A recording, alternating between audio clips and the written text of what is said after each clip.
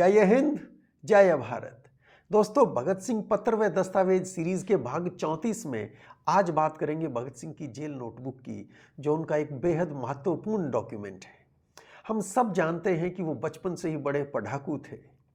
उनकी भतीजी वीरेंद्र सिंधु अपनी सुविख्यात पुस्तक युग दृष्टा भगत सिंह और उनके मृत्युंजय पुरखे में लिखती हैं कि कक्षा 4 तक जब वो गांव में थे, अपने दादाजी के साथ रहकर पढ़ रहे थे, तो घर में रखी छोटी बड़ी लगभग 50 पुस्तकें वो पढ़ चुके थे, जो या तो चाचा अजीत सिंह की लिखी हुई थी, या लाला हरदयाल की, या सूफी अम्बा प्रसाद की।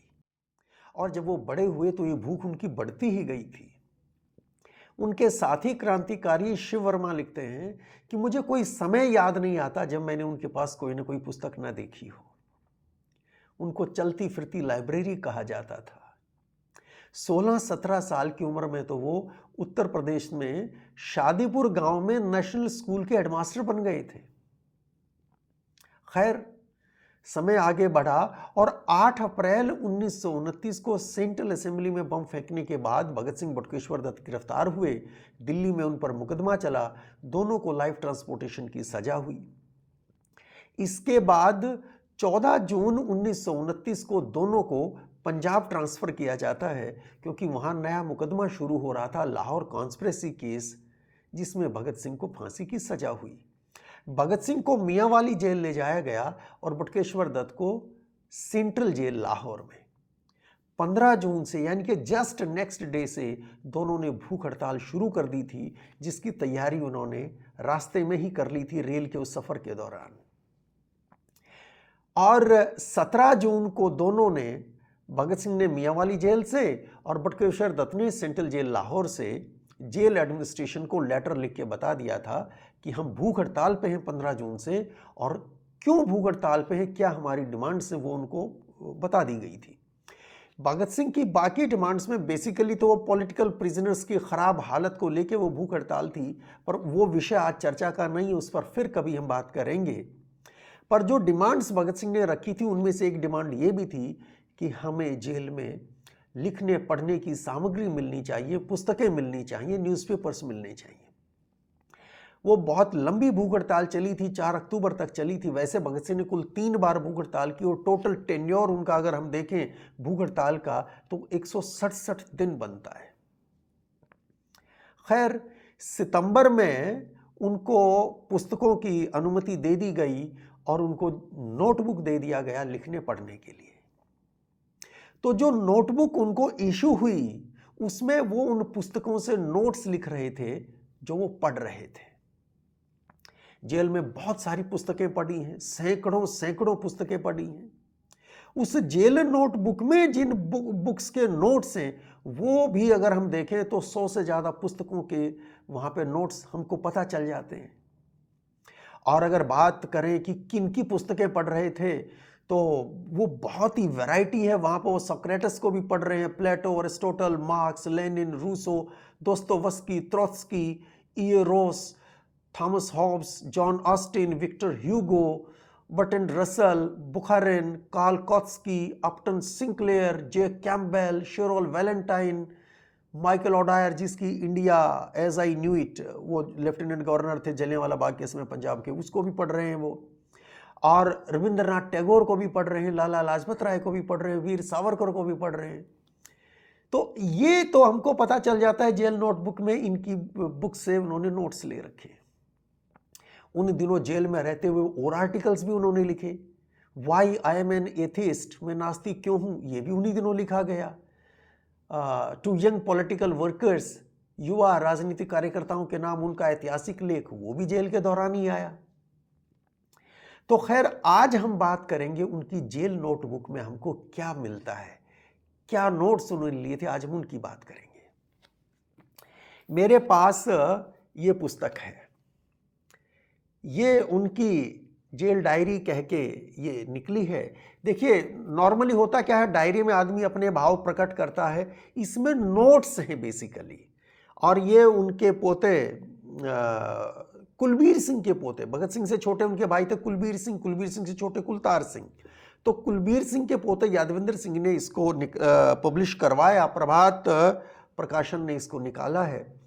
तो इसमें वैसे तो एक एक पन्ना, एक एक शब्द बहुत महत्वपूर्ण है, लेकिन एक वीडियो में सब बातें नहीं की जा सकती, लिहाजा मैंने फ्लैग्स किए हैं कुछ इम्पॉर्टेंट पेजेस को। और भी कई सारे पब्लिशर्स ने इसको निकाला है। भूपेंद्र हुजा ने सबसे पहले इसको पब्लिश करवाया था। अब ये जेल डायरी यहाँ पहुँची कैसे, ये भी एक सवाल मन में आ सकता है। जेल से भगत सिंह ने ये अपने परिवार तक पहुंचाई, और जब भारत का बंटवारा हुआ, परिवार भारत में पहुंचा, तो जो जो सामान वो ला सके, महत्वपूर्ण दस्तावेज जो उनके पास थे ला सके, उनमें से जेल डायरी भी थी।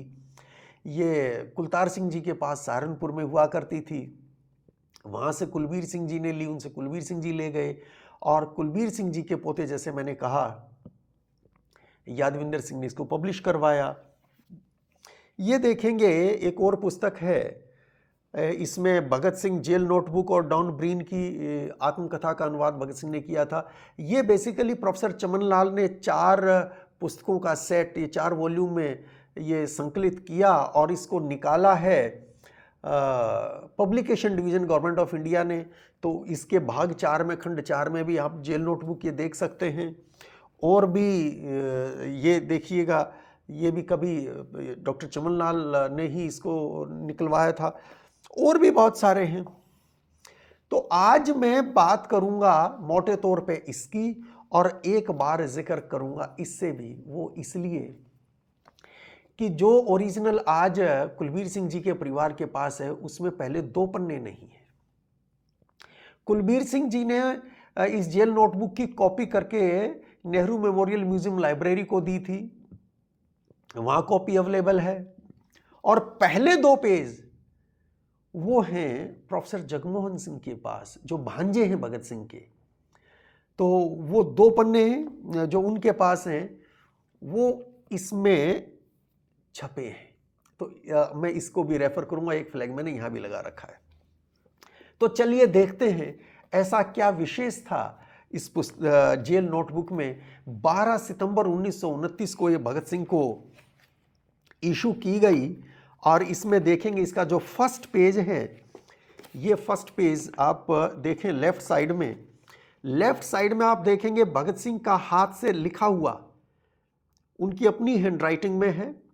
नीचे उनके 2 फुल सिग्नेचर हैं और 2 इनिशियल्स हैं, और ऊपर जेल अधिकारी के हाथ का लिखा हुआ है for Sardar Bhagat Singh 404 pages.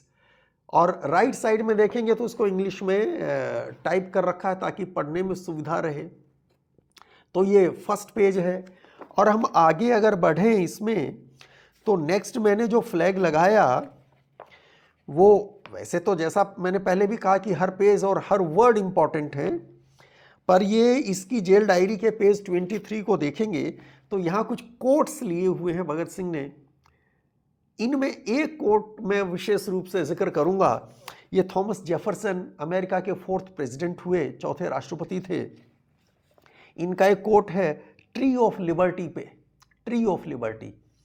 तो भगत सिंह ने क्या नोट किया है, ये जेफरसन के इस कोट को, the tree of liberty must be refreshed from time to time with the blood of patriots and tyrants, it is natural manure. कि ट्री ऑफ लिबर्टी, स्वतंत्रता का जो वृक्ष है, इसको समय समय पर देशभक्तों और अत्याचारियों दोनों के लहू से सींचा जाता है। यही इसके लिए प्राकृतिक खाद है। अत्याचारी देश पर जब अत्याचार करते हैं तो उनसे मुक्त कराने के लिए उनका लहू बहाना पड़ेगा, और जब वो युद्ध होगा तो देशभक्तों का भी लहू बहेगा। तो कहता है इन दोनों के लहू से ही सींचा जाता है स्वतंत्रता का वृक्ष। तो अंग्रेजों के जो अत्याचार इस देश पर हो रहे थे, उसके विरुद्ध वो बिना खड़ग ढाल आज़ादी नहीं आ सकती थी। उसके लिए लहू अपना भी बहाना पड़ता था, पड़ा, और उनका भी बहाना पड़ा। खैर आगे हम बढ़ते हैं तो देखेंगे पेज 26 के ऊपर यहां लॉर्ड टेनिसन की पोएम है, the charge of the light brigade. School के दिनों में हमने भी पढ़ी थी, बहुत अच्छी पोएम थी ये। 26 और 27 दोनों पे जाती है। 27 पे देखेंगे तो वहां दो शेर भी लिखे हैं नीचे, साइड बाय साइड दो शेर भगत सिंह ने लिखे हैं, और इनको मैं यदि पढ़ूं तो पहला शेर वो कहते हैं कि दिल दे तो इस मिजाज का परवरदिगार दे, जो गम की घड़ी को भी खुशी से गुजार दे। दिल दे तो इस मिजाज का, यदि दिल मुझे देना है, मेरे पास दिल अगर है तो वो इस मिजाज का हो, वो ऐसा हो जो गम की घड़ी को भी खुशी से गुजार दे। कि तकलीफें कितनी भी आए, मुश्किलें कितनी भी आए, दर्द दुख अलम रंज गम कितना ही क्यों न हो, उसको खुशी खुशी सह सके। इस मिजाज का दिल होना चाहिए। और दूसरा शेर वो लिखा है कि छेड़ ना फरिश्ते तू जिक्र गमे जाना, क्यों याद दिलाते हो भूला हुआ अफसाना। हो सकता है जेल में भी जब मिलने लोग कभी आते होंगे, या रास्ते में अदालत में जब कोर्ट में जा रहे हैं, अदालत में मुलाकात हुई तो कुछ ऐसी बातें लोग कहते भी होंगे, तो कि उन बातों से अब क्या फ़ायदा है, तुम क्यों उन बातों का जिक्र करते हो। जो रास्ता पकड़ा है उस पर कदम हिल नहीं सकते उससे। तो शायद इस भाव से ये शेर लिखा गया कि छेड़ना है फरिश्ते तू जिक्र गमे जाना, क्यों याद दिलाते हो भूला हुआ अफसाना। और इसके नेक्स्ट पेज पे भी एक शेर है, आप देखेंगे सबसे ऊपर एक शेर लिखा उन्होंने, और इस शेर में वो कहते हैं सजाकर मैयत उम्मीद नाकामी के फूलों से, किसी हमदर्द ने रख दी मेरे टूटे हुए दिल में। सजाकर मैयत उम्मीद, मैयत कहते हैं अर्थी को, उम्मीद की अर्थी, यानी कि उम्मीद मर चुकी। सजाकर मैयत उम्मीद, उम्मीद की अर्थी को, आशा की अर्थी को सजाकर, और किस चीज से सजाकर, नाकामी के फूलों से, असफलता के फूलों से, फ्लावर से सजाकर आशा की अर्थी को किसी हमदर्द ने मेरे टूटे हुए दिल में रख दिया। तो ये थोड़ा सा कंफ्यूजन हो सकता है। अब देखिए वो पढ़ रहे हैं तो लिटरेचर भी वो पढ़ रहे थे, फिलॉसफी भी, हिस्ट्री भी, सब कुछ पढ़ रहे हैं वो, तो ये शेर भी कहीं मिला। इस शेर का भाव बहुत अच्छा है, भाव खराब नहीं है।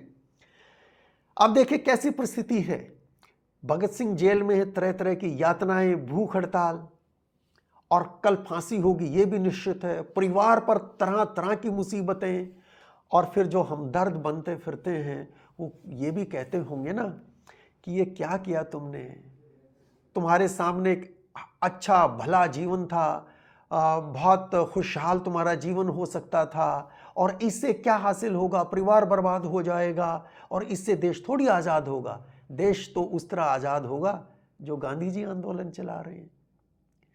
तो कहते हैं कि निराशा की बातें, असफलता की बातें कह के, और मेरे दिल तक वो बातें पहुंचा रहे हैं कि मैयत उम्मीद, आशाओं की अर्थी, कि इसकी तो आशा ही मत करो कि इस रास्ते पर चल के तुम देश को आज़ाद करवा लोगे, कि ऐसी ऐसी बातें आके कहते हैं। तो ये एक भाव बनता है, शायद ये इसके पीछे एक रहा हो वजह लिखने की, मैं जो समझ पाया। और अगर हम आगे देखें तो एक शेर पेज 30 पे भी है, नीचे की ओर एक शेर है, और ये भी बहुत खूबसूरत शेर है। इसमें क्या लिखा, कहते हैं कि तुझे ज़िबा करने की खुशी, मुझे मरने का शौक। तुझे ज़िबा करने की खुशी, मुझे मरने का शौक, मेरी भी मर्जी वही है जो मेरे सय्याद की है। कहते हैं कि तुझे ज़िबा करने की खुशी है, स्लॉटरिंग करके तुझे खुशी मिलती है, हत्याएं करके तुझे खुशी मिलती है, और यदि तुझे उससे खुशी मिलती है तो मुझे भी मरने का शौक है, मैं भी तैयार बैठा हूं, सर पर कफन बांध के निकला हूं। कहता है मेरी भी मर्जी वही है जो मेरे सय्याद की है। सय्याद कहते हैं शिकारी को, कि मेरी भी वही मर्जी है जो मेरे सय्याद की है। यानी कि कितने ही जुल्म तुम करो, हिम्मत हमारी कम नहीं है। और फिर देखें कि ये पेज 33 पे, ये मैंने इसको हाईलाइट किया, इसको फ्लैग किया, यहाँ चाइल्ड लेबर के ऊपर कुछ लिखा है। चाइल्ड लेबर पर बात हो रही है। आज हम बात करते हैं ना कि भाई बाल श्रम अपराध है, बच्चे से मजदूरी नहीं करवाई जा सकती। यह प्रश्न शायद तब भी कहीं उठा होगा। शार्लेट परकिन गिलमन, हाँ शार्लेट परकिन गिलमन ये एक राइटर हुई हैं, इन्होंने लिखा था और वो भगत सिंह ने यहाँ पे कोट किया है। मैं आपको इसको सुनाता हूँ, कितनी अच्छी बात कही कि no fledgling feeds the father bird, no chicken feeds the hen, no kitten mouses for the cat, this glory is for men. We are the wisest, strongest race, loud may our praise be sung, the only animal alive that lives upon its young. ये एक poem है जो लिखी थी Charlotte Perkins गिलमन ने। क्या मतलब कि no fledgling feeds the father bird, पक्षी का बच्चा अपने पिता के लिए दाना दुनका भोजन इकट्ठा करके नहीं लाता। No chicken feeds the hen, मुर्गी का बच्चा भी मुर्गी के लिए दाना दुनका इकट्ठा नहीं करता। No kitten mouses for the cat, बिल्ली का बच्चा भी बिल्ली के लिए चूहे नहीं पकड़ता। This glory is for man, ये गौरव की बात, यहां व्यंग है, सटायर है कि ये गौरव तो मनुष्य के हिस्से में आया है। क्या है वो? कहता है we are the wisest strongest race, हम अपने आप को कहते हैं कि हम सबसे बुद्धिमान और सबसे ताकतवर जीव हैं। लाउड में आर प्रेज बी संग, हमारी प्रेज, हमारी प्रशंसा तो बहुत ऊंचे स्वर में कही जानी चाहिए। क्यों? The only animal alive that lives upon its young, कि हम वो इकलौते जीव हैं जो अपने बच्चों की कमाई पर जिंदा हैं। छोटे छोटे बच्चों को आज भी देखते हैं, बड़ा दर्द होता है। आपने भी बहुत बार देखा होगा, जिस चौराहे पर जाइए आप, अब तो जुल्म ये हो गया, बाल शर्म ही नहीं, छोटे छोटे बच्चों को चौराहे पर खड़ा कर देते हैं भीख मांगने के लिए। जिस बच्चे के हाथ में कलम होनी चाहिए, जिस बच्चे के हाथ में पेन पेपर होना चाहिए, स्कूल होना चाहिए, वो बच्चा चौराहों पर भीख मांगता है। इस देश के लिए कितने दुर्भाग्य की बात है। और यही दर्द, यही पीड़ा भगत सिंह अपनी जेल नोटबुक में नोट कर रहे हैं। पेज 38 पे हम देखें तो यहाँ पर रविंद्रनाथ टैगोर ने जापानीज स्टूडेंट्स के आगे कोई लेक्चर दिया था, तो वो कैपिटलिज्म एंड कमर्शियलाइजेशन के ऊपर, कमर्शियलिज्म के ऊपर, कैपिटलिज्म एंड कमर्शियलिज्म के ऊपर रविंद्रनाथ टैगोर का एड्रेस था। तो उससे नोट ले रखे हैं भगत सिंह ने, वो लिया। पेज 40 पे देखें तो Karl Marx on religion, religion पर कार्ल मार्क्स क्या कहते हैं तो वो भी लिखा है। भगत सिंह सबको पढ़ रहे हैं, कम्युनिस्ट आइडियोलॉजी लिटरेचर भी पढ़ रहे हैं, सोशलिस्ट भी पढ़ रहे हैं, वो सब तरह का लिटरेचर पढ़ रहे हैं, इकोनॉमिक्स पढ़ रहे हैं, पूरी दुनिया भर की। ये देखें पेज 42 पर भी, यहाँ बहुत ज़्यादा नहीं लिखा है, लेकिन एक कोट भगत सिंह जो लिख रहे हैं बहुत ही खूबसूरत। ये देख, हैंडराइटिंग कितना सुंदर है, ये भी एक नोट करने की बात है। और क्या लिख रहे हैं Bhagat Singh? Great are great because, क्यों कहते हैं great are great because we are on knees, let us rise. महान इसलिए महान है कि हम घुटनों के बल गिरे हुए हैं, आओ खड़े हो जाएं। अंग्रेज अपनी महानता की बातें करते थे ना, कहते हैं वो महान तब तक हैं जब तक हम घुटनों पर गिरे हैं, हम खड़े हो जाएंगे तो महान महान नहीं रहेंगे। पेज 43 पे भी देखिए, वहाँ उन्होंने काफ़ी कुछ लिखा, पर एक छोटा सा कोट विशेष तौर पर जो बहुत ही पॉपुलर भी है। I am a man and all that affects mankind concerns me. मैं एक मनुष्य हूँ और हर वह बात जिससे मानवता प्रभावित होती है उससे मेरा संबंध है। ये किसी रोमन ड्रामेटिस्ट को वो रेफर कर रहे हैं, उनका एक कोट रहा होगा। तो ये भी जेल नोटबुक में ही है। पेज 58 पे देखें, मैन एंड मशीनरी वो कैसे कंपेयर कर रहे हैं कि कौन सा काम मैन करे तो कितना टाइम लगता है, मशीनरी से वो कितने टाइम में होता है। उस ज़माने में ये भी एक बहस चल रही थी कि मशीन का इस्तेमाल हो कि ना हो। तो इसके ऊपर भी भगत सिंह लिख रहे हैं, पढ़ रहे हैं। और पेज इसका 67 बहुत इंपॉर्टेंट है, 12 जुलाई 2030। इस पे बटुकेश्वर दत्त का ऑटोग्राफ है, ये देखेंगे आप, बटुकेश्वर दत्त का ऑटोग्राफ है और नीचे भगत सिंह अपने हाथ से फिर लिखते हैं। इसका महत्व क्या है? 10 जुलाई 1930 को स्पेशल ट्रिब्यूनल ने बटुकेश्वर दत्त को उस मुकदमे से फ्री कर दिया था, आज़ाद कर दिया था, उन पर चार्जेस फ्रेम नहीं किए थे। तो बटुकेश्वर दत्त को लाहौर सेंट्रल जेल से अब शिफ्ट किया जाना था। भगत सिंह जानते थे, उन्होंने ऑटोग्राफ लिए बटुकेश्वर दत्त के और नीचे फिर लिखते हैं कि autograph of mister B.K. Dutt taken on 12 July 30 in cell number 137 central jail Lahore 4 days before his final departure from the jail Bhagat Singh. नीचे वो अपने सिग्नेचर करते हैं कि बटुकेश्वर दत्त उस जेल से गए उससे 4 दिन पहले उनके ऑटोग्राफ लिए गए सेल नंबर 137 में। और हम जी ये देखें पेज नंबर 103 पर रविंद्रनाथ टैगोर से भी नोट लिए हैं। और सबसे नीचे हिंदू पद पादशाही से एक पैराग्राफ है, नोट लिए हैं उन्होंने। Hindu Pad Padshahi is a book written by Veer Savarkar. Maratha empire Hindavi Swaraj जो छत्रपति शिवाजी महाराज ने शुरू किया, तो उसके ऊपर वीर सावरकर की पुस्तक है हिंदू पद पादशाही। तो इसको भी भगत सिंह पढ़ रहे हैं और इससे उन्होंने नोट लिया है। अब ये देखिए क्या था,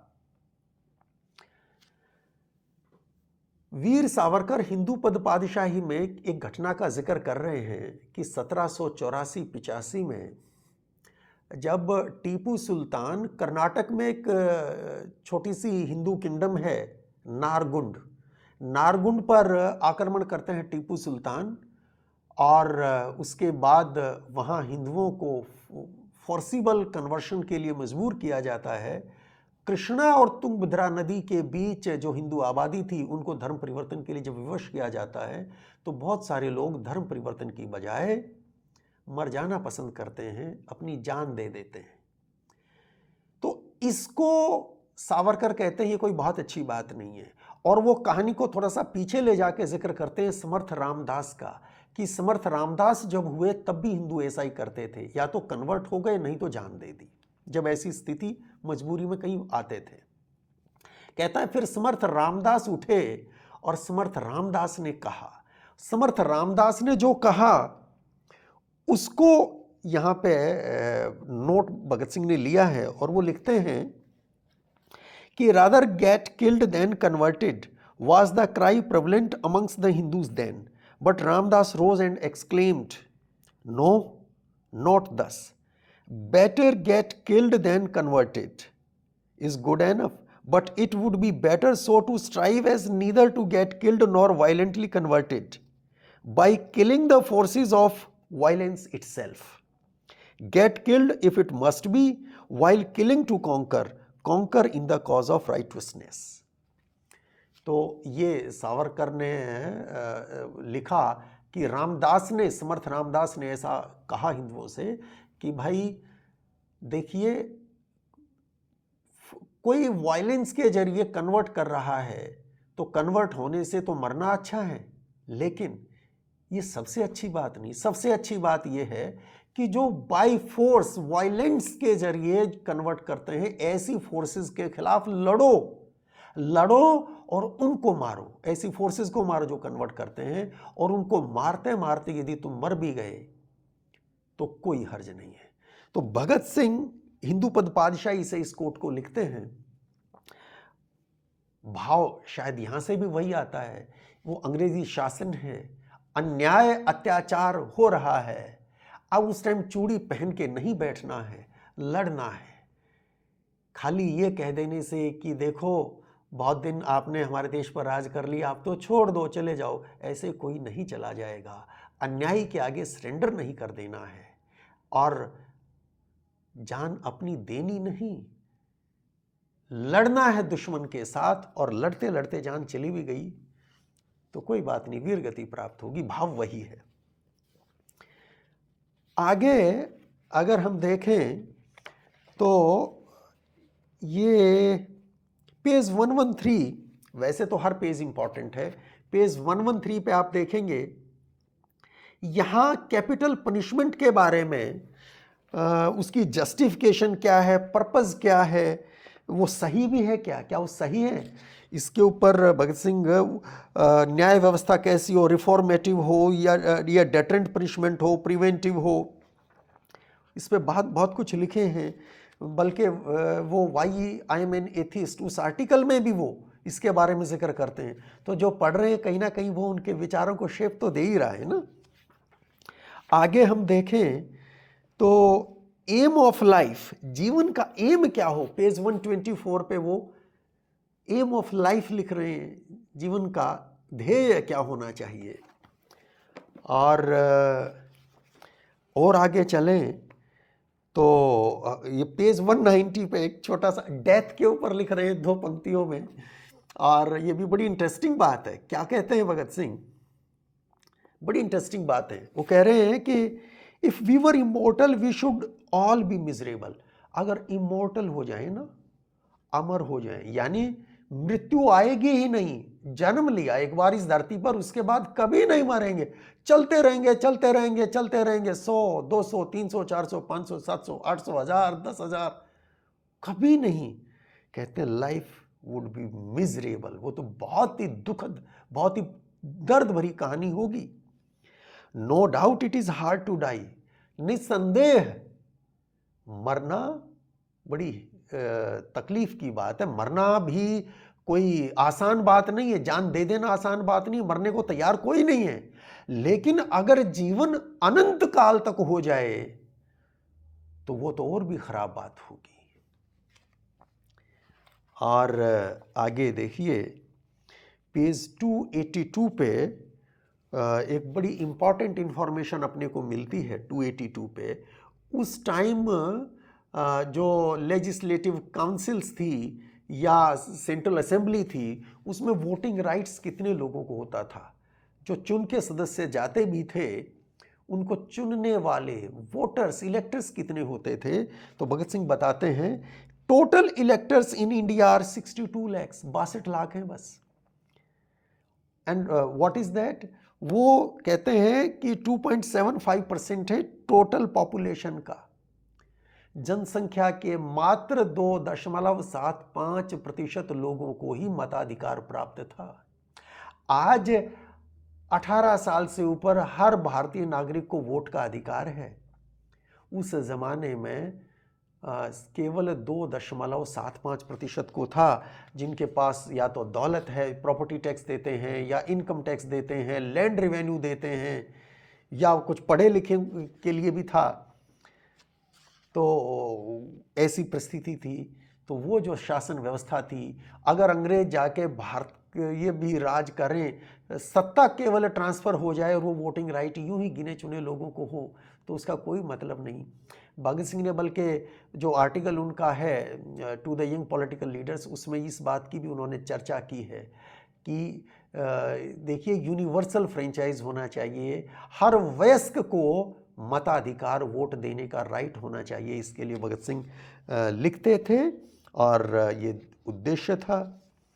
इसमें देखें आप पेज 285 पे एक और इम्पॉर्टेंट इन्फॉर्मेशन है। यहाँ पे वो पढ़ रहे हैं माइकल ओडायर को, जो लेफ्टिनेंट गवर्नर थे पंजाब के जलियांवाला बाग जब हुआ उस समय में। और माइकल ओडायर ने एक पुस्तक लिखी थी India as I knew it. तो उसमें वो भारत के बारे में जब बात कर रहे थे तो माइकल ओडायर पंजाब में आर्य समाज के मूवमेंट ने अंग्रेजों की जो नाक में दम कर रखा था उसके बारे में भी उन्होंने डिटेल से चर्चा की थी। उन्होंने यहाँ कोट लिया है और उसमें माइकल ओडायर बता रहे थे कि किस तरह से आर्य समाज सरकार के विरुद्ध, अंग्रेजी सरकार के विरुद्ध काम कर रहे हैं। जहाँ भी आर्य समाज हैं वहाँ अंग्रेजी सरकार के विरुद्ध ही काम होगा। और इसमें वो लिखते हैं लास्ट में कि हालांकि पंजाब के हिंदुओं में आर्य समाज को मानने वाले 5% से ज़्यादा नहीं हैं, लेकिन 1907 से लेके कहते हैं आज तक जितने भी सेडिशन के केसेस में कन्विक्ट हुए, जिनको सज़ा मिली, राजद्रोह का जिन पर मुकदमा, अंग्रेज़ों के विरुद्ध जो बात करें वो राजद्रोह, तो उन मुकदमों में जितनों को सज़ा मिली या पॉलिटिकल ऑफेंसेस में जिनको सज़ा मिली, कहते हैं वो ज़्यादातर आर्य समाज के मानने वाले हैं। तो ये बात मैंने एक वीडियो बल्कि पहले भी इस पे बनाया था। इस देश की आज़ादी के लिए आर्य समाज की भूमिका, उस नेशनल अवेकनिंग में आर्य समाज की भूमिका बहुत बड़ी थी। इसको एक्नॉलेज कर रहा है माइकल ओडायर भी, और भगत सिंह वो भी अपनी जेल नोटबुक में इसको ले रहे हैं, नोट लिया है उन्होंने। मेरा आपसे आग्रह है कि आप पढ़िए, अमेज़न पे अवेलेबल है, पढ़िए। और मैंने कहा था कि मैं एक यहाँ से भी रेफरेंस लूँगा, तो एक रेफरेंस यहाँ से मैं देता हूँ। जैसा मैंने कहा कि एक पेज, फर्स्ट पेज उसमें नहीं है, इसमें वो है। हालांकि वो बहुत छोटा है तो पढ़ना तो आसान नहीं है। इसमें वो इमेज बहुत छोटी है उस पेज की, ये बहुत छोटी सी इमेज है, पर गौर से अगर हम पढ़ें, ध्यान से पढ़ें और हमें पता हो क्या लिखा है, तब हम उसको पढ़ पाते हैं। तो इस पेज में एक दो बड़ी इंटरेस्टिंग चीज़ है। एक तो एक शेर है यहाँ पे, और वो शेर क्या है, कहते हैं कुर्राए खाक है गर्दिश में कशिश से मेरी, मैं वो मजनू हूँ कि जिंदा में भी आज़ाद रहा। कि ये धरती, ये जो घूम रही है, ये मेरी तपश का नतीजा है। मैं वो मजनू हूँ जो जिंदा में, जिंदा जीवित नहीं, जिंदा कहते हैं जेल को, जो जेल में भी, कैद में भी आज़ाद रहा, मैं वो मजनू हूँ। भाव यहाँ पे देखिए, ये नहीं कि भगत सिंह कह रहे हैं कि भगत सिंह ये है, नहीं नहीं, वो मनुष्य की महानता की बात कर रहे हैं कि एक व्यक्ति कितना सामर्थ्यवान हो सकता है, एक व्यक्ति दुनिया को बदल सकता है।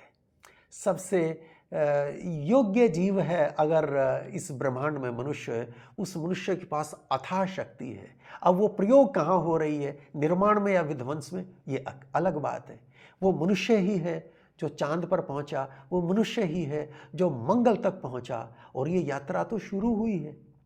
हम आप भी नहीं होंगे 100, 200, 300, 400 साल के बाद, यदि सृजन के काम में मनुष्य शक्ति, यदि मानव जाति अक्रॉस द ग्लोब, वो भारत हो, अमेरिका हो, चीन हो, जापान हो, यूरोप हो, अगर इस ध्येय के साथ मनुष्य एक साथ लग ले कि हमको इस पृथ्वी को, इसको स्वर्ग बनाना है, तो बहुत ही आसान काम है। ये मनुष्य की शक्ति है, वो क्रिएटिव है, कंस्ट्रक्टिव है, तो वो चांद, मंगल और उससे आगे ना जाने कहाँ कहाँ जा सकता है, कितनी नई दुनिया वो बसा सकता है। विध्वंस की बात करें तो उसका तो करना क्या है।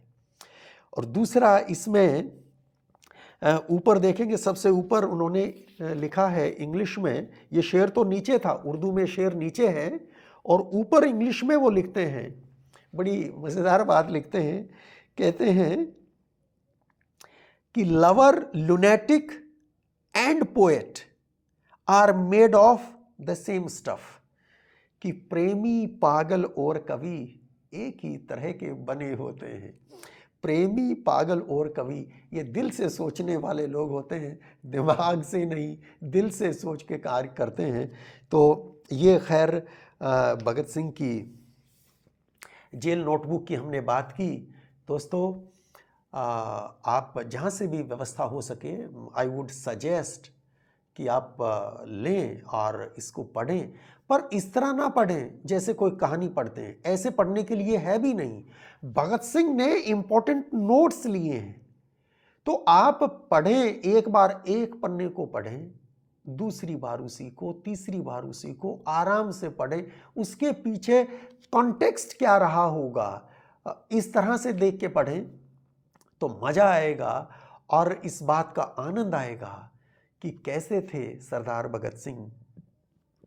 जेल के वो 2 साल से भी कम बल्कि, और उसमें 167 दिन भूख हड़ताल, उन्हीं दिनों मुकदमा भी चल रहा है, जीवन मरण का मुकदमा चल रहा है, और उन्हीं दिनों इतना अध्ययन हो रहा है। ये तो नोटबुक थी जिसमें नोट्स लिए और आर्टिकल्स लिखे गए, कितना लिटरेचर तो उनका नष्ट ही हो गया। कुमारी लज्जावती के हाथों उन्होंने बाहर भेजा था और वहाँ से गया वो विजय कुमार सिन्हा के पास, और उसके बाद उन्होंने किसी और को दिया और वो नष्ट ही हो गया। खैर, वो कहानी बड़ी लंबी है। आज के लिए इतना ही। भगत सिंह की ये जेल नोटबुक, इसके कुछ पन्ने मैंने आपको दिखाए, पर हर पन्ना और हर शब्द पढ़ने लायक है, समझने लायक है। आज के लिए इतना ही। ये जानकारी कैसी लगी कमेंट बॉक्स में लिखकर ज़रूर बताइएगा। जय हिंद, जय भारत।